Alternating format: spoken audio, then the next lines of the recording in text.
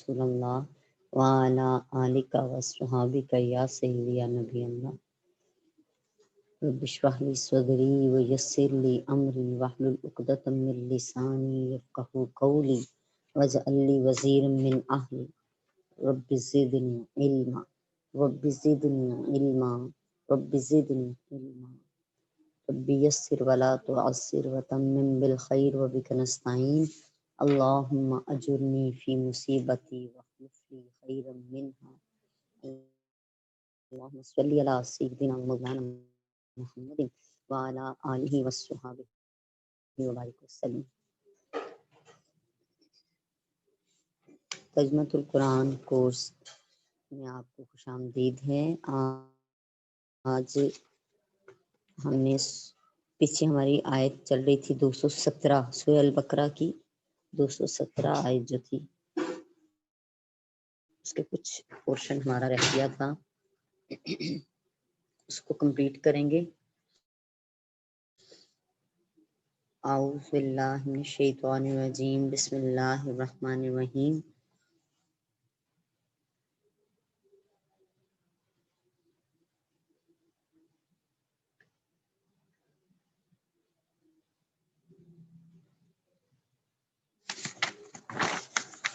مرتد کے بارے میں ہم پڑھ رہے تھے۔ مرتد کہتے ہیں جو دین اسلام سے پھر جائے، اور امام ابو حنیفہ، امام مالک، امام احمد کے نزدیک صرف پھرنے والا، دین سے پھرنے والے کے نیک اعمال ضائع ہو جائیں گے، لہٰذا اگر کسی شخص نے وضو کیا اور وہ مرتد ہو گیا تو اس کا وضو ٹوٹ جائے گا، اگر اس نے حج کیا تو وہ ضائع ہو جائے گا، اور مسلمان ہونے کے بعد، صاحب استطاعت ہونے کے بعد اس پر اثر نو حج اسلام فرض ہوگا۔ اسی طرح اگر امام ابو حنیفہ کے نزدیک ہیں جی، اگر جو مرتد ہے وہ اس نے ظہر کی نماز پڑھی اور اس کے بعد مرتد ہوا تو ظہر کا وقت ختم ہونے سے پہلے اگر وہ دوبارہ مسلمان ہو گیا تو اس پر ظہر کی نماز کا لوٹانا ہے، کیونکہ مرتد سے اس کی پہلی پڑھی ہوئی نماز باطل ہو گئی، لہذا اس کو دوبارہ سے لوٹانا پڑے گا۔ ان الذین آمنوا والذین ہاجروا وجاہدوا فی سبیل اللہ اولئک یرجون رحمت اللہ واللہ غفور رحیم۔ ان الذین آمنوا، بے شک وہ لوگ جو ایمان لائے، والذین ہاجروا، اور وہ لوگ جنہوں نے ہجرت کی، وجاہدوا، اور انہوں نے جہاد کیا، فی سبیل اللہ، اللہ کی راہ میں، اولئک یرجون رحمت اللہ، یہی وہ لوگ ہیں جو اللہ کی رحمت کی امیدوار ہیں۔ اللہ غفور رحیم، اور اللہ تعالیٰ بڑا بخشنے والا اور نہایت ہی رحم فرمانے والا ہے۔ پہلے اللہ تعالیٰ نے ان لوگوں کا بیان فرمایا تھا جن کے لیے قطعی طور پر جہنم ہے۔ اب اللہ تعالیٰ ان لوگوں کا بیان فرما رہے ہیں جن کو جنت کی امید ہے اور امید رکھنے کے حقدار ہیں۔ مسلمانوں پر پہلے مکہ سے مدینے کی طرف ہجرت کرنا فرض تھا۔ فتح مکہ کے بعد یہ ہجرت منسوخ ہو گئی، کیونکہ نبی کریم علیہ السلام نے فرمایا فتح مکہ کے بعد ہجرت نہیں ہے، لیکن جہاد اور نیت ہے۔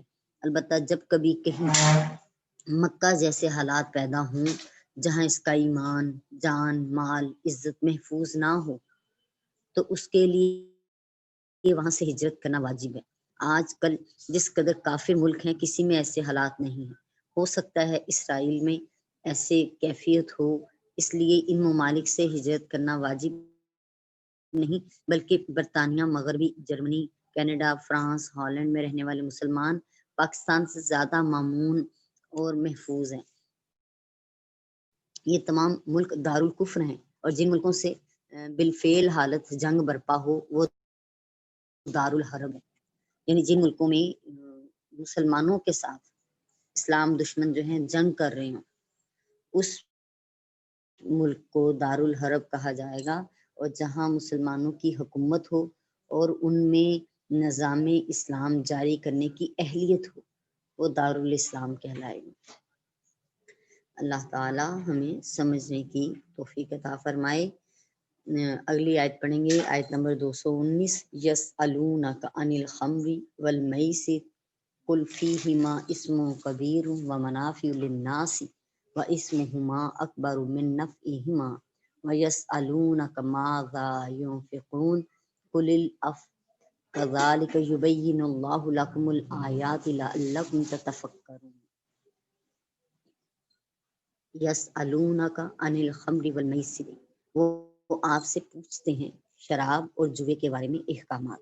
قل فرما دیجیے اے محبوب صلی اللہ علیہ وآلہ وسلم، فیہما اسم کبیر، ان دونوں میں، شراب کے پینے میں اور جوا کھیلنے میں، دونوں میں بہت بڑا گناہ ہے۔ ومنافع للناس، لوگوں کے لیے کچھ فائدہ ہے۔ واسمہما اکبر، اور ان دونوں کا گناہ زیادہ بڑا ہے، من نفعہما، ان کے فائدے سے۔ ویسألونک، اور وہ آپ سے پوچھتے ہیں محبوب صلی اللہ علیہ وسلم، ماذا ينفقون، کیا خرچ کریں اللہ کی راہ میں۔ قل العفو، آپ فرما دیجئے جو تمہاری بنیادی ضرورت سے زائد ہے وہ اللہ کی راہ میں خرچ کر دو۔ کذالک یبین اللہ لکم الآیات لعلکم تتفکرون، اسی طرح اللہ تعالیٰ تمہارے لیے آیات بیان کرتا ہے تاکہ تم غور و فکر کرو۔ اعوذ باللہ من الشیطان الرجیم، بسم اللہ الرحمن الرحیم۔ اچھا جی، کیونکہ اگلی آیت کا پورشن بھی اسی کے ساتھ جڑا ہوا ہے، غور و فکر کرو فی الدنیا والآخرہ، دنیا میں بھی اور آخرت میں بھی۔ وَيَسْأَلُونَكَ عَنِ الْيَتَامَى، اور وہ یتیموں کے بارے میں سوال کرتے ہیں۔ قل فرما دیجئے اصلاح لہم خیر، ان یتیموں کی اصلاح کرنا بڑی بہتر ہے، بہت اچھی بات ہے۔ وَإِن تُخَالِطُوهُمْ فَإِخْوَانُكُمْ، اگر تم ان کو اپنے ساتھ ملا لو تو وہ تمہارے بھائی ہیں۔ واللہ یعلم المفسد من المصلح، اور اللہ تعالیٰ تو فساد مچانے والے کو اصلاح کرنے والے سے الگ پہچانتا ہے۔ ولو شاء اللہ لأعنتکم، اور اگر اللہ چاہتا ضرور تمہیں مشقت میں ڈال دیتا۔ ان اللہ عزیز حکیم، اور اللہ تعالیٰ بڑا ہی غالب، بڑی حکمت والا۔ اعوذ باللہ من الشیطان الرجیم، بسم اللہ الرحمن الرحیم۔ اس سے پہلی آیت میں جہاد کا بیان کیا گیا تھا۔ عربوں میں شراب پینے کا عام رواج تھا، اور شراب اور جہاد دونوں ساتھ ساتھ نہیں چل سکتے، کیونکہ شراب کے نشے میں انسان کو اپنے پرائے کی تمیز نہیں رہتی، تو ایسے شخص کافروں سے جہاد کب کر سکتا ہے۔ نیز وہ شراب کے نشے میں جوا کھیلا کرتے تھے اور جیتی ہوئی رقمیں غریبوں میں تقسیم کرتے تھے۔ بظاہر یہ اچھا کام دکھائی دیتا تھا، لیکن صحابہ کرام نے ان دونوں کا حکم معلوم کیا تو یہ آیت نازل ہوئی کہ اگرچہ اس میں کچھ لوگوں کا فائدہ ہے لیکن اس کا نقصان زیادہ ہے، کیونکہ شراب کے نشے سے عقل زائل ہو جاتی ہے اور انسان جھوٹ بولتا ہے اور گالم گلوچ کرتا ہے اور جوے کے ذریعے دوسروں کے مال ہتھیا لیتا ہے۔ امام ابن جریر اپنی روایت کے ساتھ بیان کرتے ہیں، زید بن علی بیان کرتے ہیں کہ اللہ تعالیٰ نے شراب کے متعلق تین آیات نازل کی ہیں۔ ایک یہ آیت ہے کہ شراب پینے سے وقتی جوش اور ہیجان پیدا ہوتا ہے اور جوے کے ذریعے آسانی سے جیتی ہوئی رقم حاصل ہو جاتی ہے، اور زمانہ جاہلیت میں یہ رقم غربا پر خیرات کر دی جاتی تھی۔ ان کے فوائد کی بنا پر لوگوں نے آپ سے شراب اور جوے کے بارے میں سوال کیا تو یہ آیت کریمہ نازل ہوئی۔ اگرچہ ان میں کچھ فائدہ ہے لیکن اس کا نقصان زیادہ ہے، تب لوگوں نے شراب پینے کے معمول کو جاری رکھا، یہاں تک کہ دو آدمیوں نے شراب پی کر نماز پڑھی اور نماز میں بد کلامی کی، تب یہ آیت کریمہ نازل ہوئی۔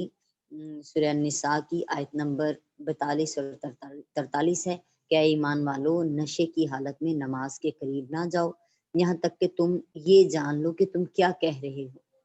اس کے بعد پھر تیسری آیت کریمہ نازل ہوئی سورہ المائدہ میں، آیت نمبر 90 ہے کہ اے ایمان والو، شراب، جوا، بتوں کے چڑھاوے کی جگہ اور بتوں کے پاس فال نکالنے کے تیر محض ناپاک ہیں، شیطانی کاموں میں سے ہیں، ان سے بچو تاکہ تم فلاح پاؤ۔ شیطان کا صرف یہ ارادہ ہے کہ وہ شراب اور جوے کے سبب سے تمہارے درمیان بغض اور عداوت پیدا کر دے اور تمہیں اللہ کی یاد اور نماز سے روک دے تو کیا تم باز آنے والے ہو؟ حضرت عمر نے جب یہ آیت سنی تو کہا ہم باز آئے۔ اس آیت میں شراب کی حرمت پر 10 دلیلیں ہیں۔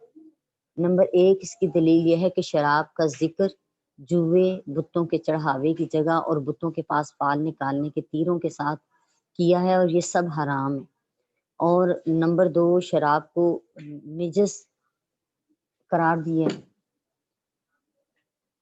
اور ہر نجس چیز حرام ہے، اور شراب کو شیطانی نجس سے مراد جی ناپاک ہے، پلید چیز کو نجس کہتے ہیں، لہٰذا پلید چیز بھی حرام ہے۔ شراب کو شیطانی کام فرمایا اور شیطانی کام بھی حرام ہے۔ شراب پینے سے اجتناب کا حکم دیا، لہٰذا اس سے بچنے کا ہی حکم فرض ہے، اور جو جس سے بچنے کا فرض کیا جائے اور اگر انسان اس سے نہ بچے، فرض احکامات آ جائیں کہ فلاں کام سے بچنا ہے اور انسان نہ بچے تو اس کے اس کا کرنا حرام ہے۔ حصول فلاح کو شراب سے اجتناب پر معلق فرمایا، اس لیے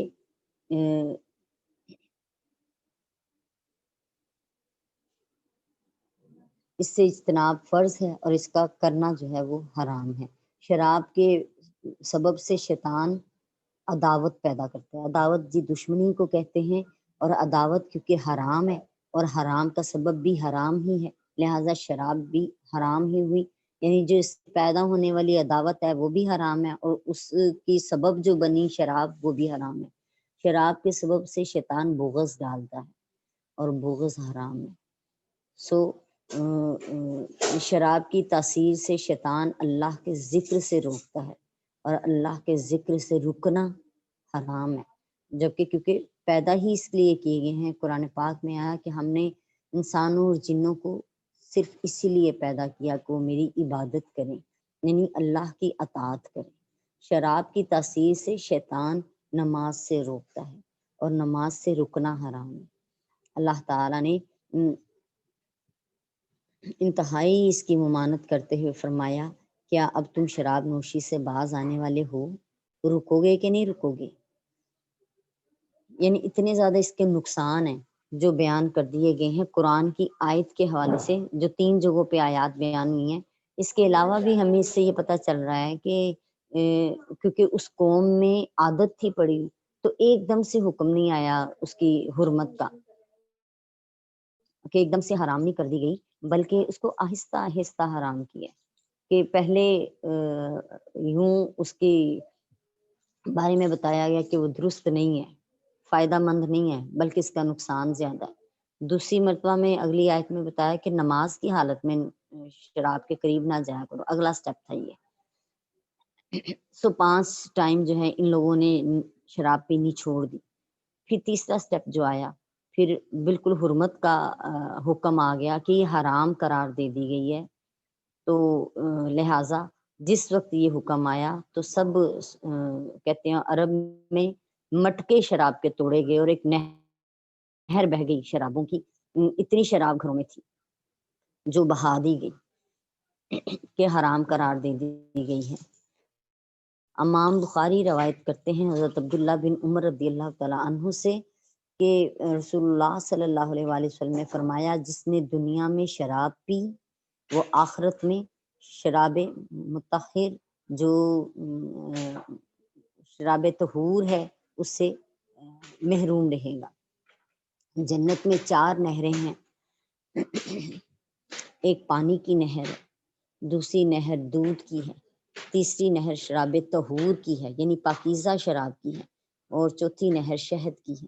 ان 4 نہروں سے مومن کو سیراب کیا جائے گا، پلایا جائے گا، لیکن اللہ پاک فرما رہے ہیں جس نے دنیا میں اس حرمت کا دھیان نہ رکھا، یعنی اس حرام کام سے باز نہ آیا، تو آخرت میں اس شراب طہور کی نہر سے محروم رہے گا۔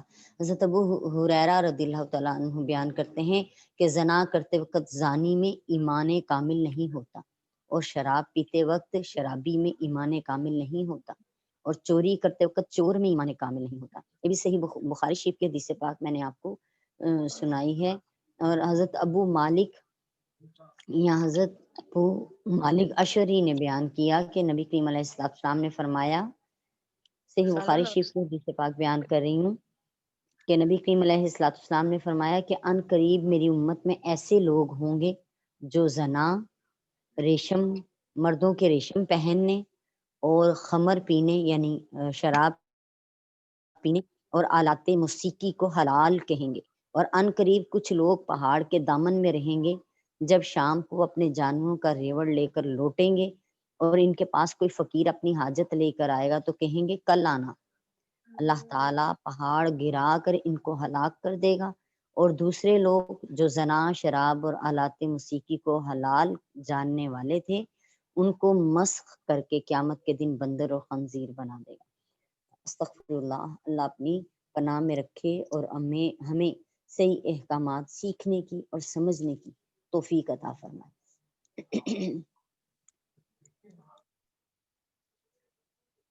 ایک اور روایت ہے جی، امام ابو داؤد روایت کرتے ہیں حضرت عمر بن خطاب رضی اللہ تعالیٰ عنہ سے کہ عمر رضی اللہ تعالیٰ عنہ نے دعا کی، اے اللہ شراب کے متعلق شافی حکم بیان فرما۔ تو سورہ بقرہ کی یہ آیت یسألونک عن الخمر والمیسر جو ہم پڑھ رہے ہیں یہ نازل ہوئی۔ آپ نے پھر دعا کی تو دوسری آیت یا ایھا الذین آمنوا لا تقربوا الصلاۃ وانتم سکارى کہ نشے کی حالت میں نماز کے قریب نہ جاؤ۔ تو اس کے بعد پھر آپ نے وہی دعا کی، تب نبی کریم علیہ السلام کے منادی نے ندا کی کہ کوئی شخص بھی نشے کی حالت میں نماز کے قریب نہیں جائے گا۔ حضرت عمر رضی اللہ تعالیٰ عنہ نے پھر دعا کی کہ اللہ شراب کے متعلق شافی حکم نازل فرما دیجئے۔ تو یہ آیا کریمہ نازل ہوئی جس کے بعد حضرت عمر رضی اللہ تعالیٰ عنہ نے فرمایا کہ ہم باز آ گئے۔ سورہ المائدہ کی آیت نمبر 90 یا ایھا الذین آمنوا انما الخمر والمیسر، یعنی شراب اور جوا اور بتوں کے چڑھاوے کی جگہ، بتوں کے فال، یہ سب ناپاک چیزیں۔ تو جو ہی احکامات آئے تو انہوں نے اپنی ساری جتنی بھی ان کے پاس تھیں شراب کے معاملات ان کو بہا دیا۔ حضرت عبداللہ بن عمر رضی اللہ تعالیٰ عنہ بیان کرتے ہیں کہ نبی کریم علیہ السلام نے فرمایا اللہ تعالیٰ نے شراب پر لعنت فرمائی ہے اور شراب پینے والے پر بھی لعنت فرمائی ہے، پلانے والے پر بھی لعنت فرمائی ہے، بیچنے والے پر اور خریدنے والے پر بھی لعنت فرمائی ہے، شراب کو انگوروں سے نچوڑنے والے پر بھی لعنت فرمائی ہے اور اس کو بنانے والے پر اور شراب کو لادنے والے پر اور جس کے پاس لاد کر لائی جائے ان سب پر لعنت فرمائی ہے۔ نعوذ باللہ، اللہ معاف فرما دے، استغفر اللہ۔ حضرت معاویہ رضی اللہ تعالیٰ عنہ بیان کرتے ہیں کہ نبی کریم علیہ السلام نے فرمایا جو شخص شراب پیے اور اس کو کوڑے مارو، اگر وہ چوتھی بار پیے تو اس کو قتل کر دو، یعنی اگر تین بار پینے پر اس پر حد لگے گی ہی کوڑے ہی لگیں گے، اور اگر پھر بھی پیتا رہے تو پھر چوتھی بار پینے پر جو ہے پھانسی دینے کا یعنی قتل کرنے کا حکم ہے۔ اور نبی کریم علیہ السلام نے شراب پینے پر جو حد لگائی وہ 80 کوڑے مارے ہیں جی، 80 کوڑے مارے یہ شراب پینے پر جو اس کی حد لگی ہے۔ قرآن مجید نے شراب کو حرام کیا اور امام ابو حنیفہ رضی اللہ تعالی عنہ کے نزدیک شراب اس کچے شیرے کا نام ہے جو پڑے پڑے جوش کھانے لگے اور جھاگ چھوڑ دے۔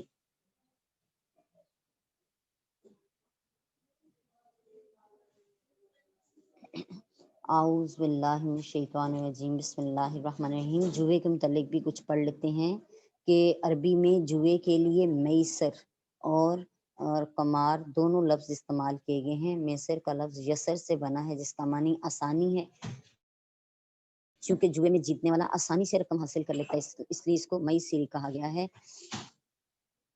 ہر وہ کھیل جس میں یہ شرط ہو کہ مغلوب کی کوئی چیز غالب کو دے دی جائے گی وہ جوا ہے۔ ہر وہ کھیل جس میں شرط رکھ دی جائے کہ بھئی اس کھیل کے بعد جو ہے نا فلاں چیز جو ہارنے والا ہے اس کی فلاں چیز جو ہے جیتنے والے کو دے دی جائے گی، یہ جوا ہے۔ اللہ اپنی پناہ میں رکھے۔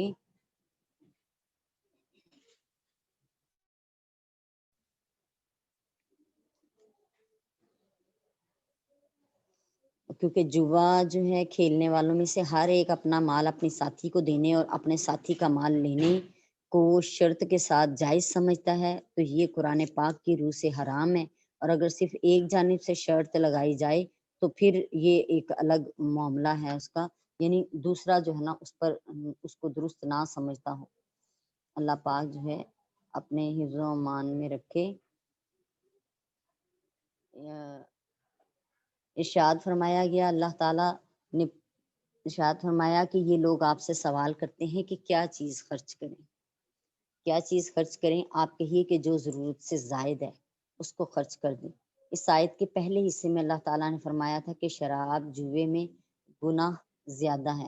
اس سے معلوم ہوا کہ شراب اور جوئے سے روحانی اور بدنی بیماریاں ہوتی ہیں، اور ان میں پیسہ خرچ کرنا لائق مذمت ہے، یعنی درست نہیں ہے۔ تب یہ سوال پیدا ہوا کہ کس چیز میں پیسہ خرچ کرنا لائق تحسین ہے؟ چونکہ اس کلام کا سیاق و سباق جو ہے وہ جہاد ہے، اور جہاد کا عظیم ستون اللہ کی راہ میں مال خرچ کرنا ہے۔ اس وجہ سے اللہ تعالیٰ نے مسلمانوں کے اس سوال کو پھر دہرایا کہ کیا چیز خرچ کریں؟ آپ فرما دیجیے جو ضرورت سے زائد ہو۔ امام ابن جریر جی بیان کرتے ہیں حضرت ابن عباس رضی اللہ تعالیٰ عنہما سے کہ روایت کیا کہ ضرورت سے زائد خرچ کرنے کا حکم اس وقت تھا جب زکوٰۃ فرض نہیں تھی۔ اس کی افو کا معنی جو یہاں پہ کلیل اف، اس کا معنی ہے کہ جو چیز اہل و عیال پر خرچ کرنے سے بچ جائے وہ اللہ کی راہ میں خرچ کی جائے۔ اب 3 معنی اس کے بیان ہوئے ہیں۔ امام ابن المنذر نے سعید بن جبیر سے روایت کیا ہے کہ افو کے 3 معنی ہیں: گناہ سے درگزر کرنا، اور میانہ روی سے خرچ کرنا یعنی درمیانے درجے میں رہ کر۔ اور یہاں اس آیت میں بھی یہی مراد ہے کہ اللہ کی راہ میں میانہ روی سے خرچ کرو، اور تیسرا درجہ جو ہے وہ لوگوں کے ساتھ احسان کرنا ہے۔ تو یہاں پہ بھی یہ 3 معنی اس کے لیے یہ ہیں۔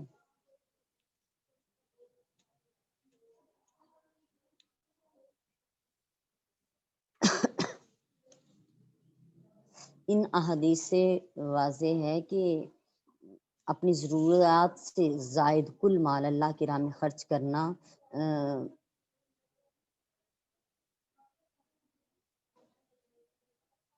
اگر ہر شخص پر یہ لازم ہوتا کہ وہ اپنی ضرورت سے زائد چیز اللہ کی راہ میں دے دے تو کوئی نہ ہوتا، نہ کسی کے نہ شخص پر قربانی واجب ہوتی، نہ ہی کسی پر حج فرض ہوتا، نہ صدقہ فطر، تو پھر حج کے مشروعات کے احکام بھی ضائع ہو جاتے، کیونکہ جب مال جمع کرنا شرعاً جائز ہی نہیں تو پھر ان احکامات کے کیا معنی ہیں؟ عشر اور نصف عشر کے احکام بھی صحیح نہ ہوتے، یہ حکم نہ ہوتا کہ اپنی زرعی پیداوار کا 10واں حصہ اللہ کی راہ میں خرچ کرو، بلکہ یہ حکم ہوتا کہ اپنی ضروریت کا غلہ رکھ لو، باقی سارا غلہ اللہ کی راہ میں دے دو۔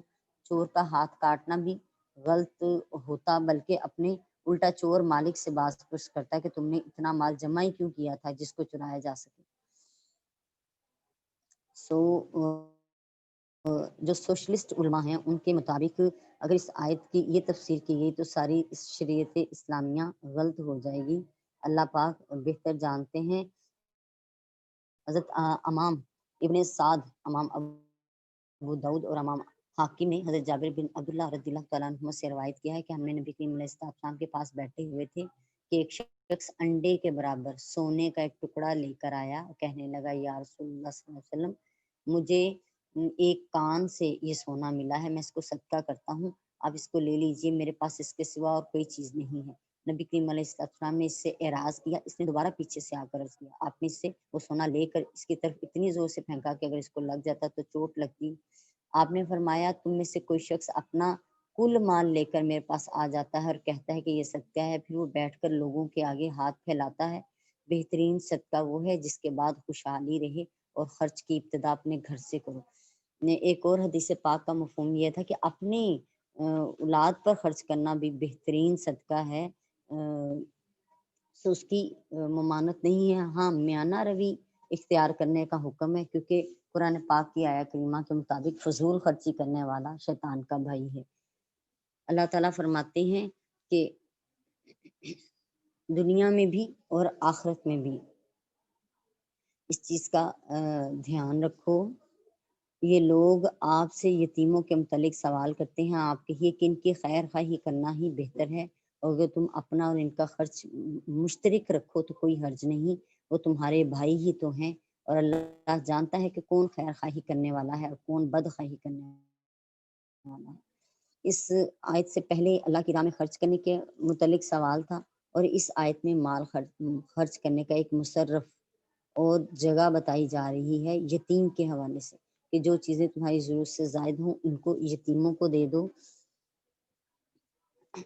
اور اچھے طریقے کے ساتھ۔ سورہ انعام ہے جس کی آیت نمبر 152 ہے کہ اچھے طریقے کے ساتھ مال یتیم کے قریب جاؤ یہاں تک کہ وہ اپنی جوانی کو پہنچ جائیں۔ بے شک وہ لوگ جو ناجائز طور پر یتیموں کا مال کھاتے ہیں